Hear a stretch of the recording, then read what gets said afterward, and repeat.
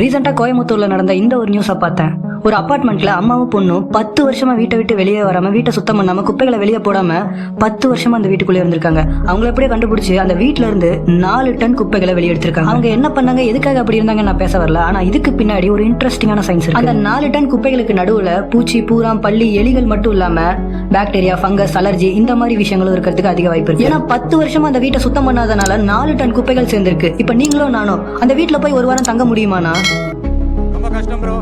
அங்க 4 டன் குப்பைகள் இருக்கிறதுனால ஏர் சர்க்குலேஷன் அந்த அளவுக்கு இருக்காது. இருக்கிற கொஞ்சம் நெஞ்ச யாரும் சுவாசிக்கிறதுக்கு அந்த அளவுக்கு கரெக்டா இருக்காது. அதை சுவாசிச்சா கண்டிப்பா நமக்கு சுவாச பிரச்சனைகள் அதிகமாகிறதுக்கு வாய்ப்பு இருக்குது. பத்தாத்துக்கு ஸ்மெல் வேற அங்க ஹெவி அடிக்கும். ஆனா இதெல்லாத்தோட பெரிய பிரச்சனை அங்க கிருமிகள் அதிகமா இருக்கிறதுக்கு வாய்ப்பு இருக்கு. அதனால நமக்கு தலைவலி, காய்ச்சல், வயிறு வலி, பேதி இந்த மாதிரி இரிட்டேட்டிங் பிரச்சனை எல்லாம் வரதுக்கு வாய்ப்பு. நம்மளால அங்க எத்தனை நாள் இருக்க முடியும்னு தெரியல. ஆனா அந்த வீட்டுல 10 வருஷமா இருந்தவங்களால இன்னும் ஒரு 10 வருஷம் கூட இருக்க முடியும். எப்படி?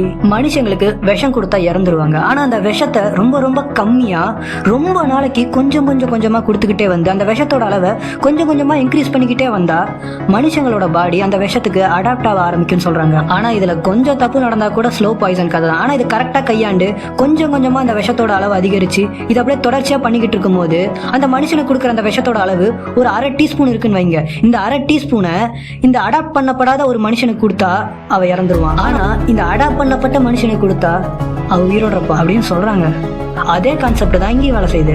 அவங்களுக்கு அந்த 4 டன் குப்பை ஒரே நாள்ல வரல, 10 வருஷமா அதை கொஞ்சமா சேர்த்து வச்சிருக்காங்க. அப்படி கொஞ்சமா சேர்க்கும் போது அந்த குப்பைகள், அந்த பாக்டீரியாஸ், அது எல்லாத்துக்குமே அவங்க உடம்பு அடாப்ட் ஆயிருக்கும். அப்படி நான் வச்சிருக்கேன்.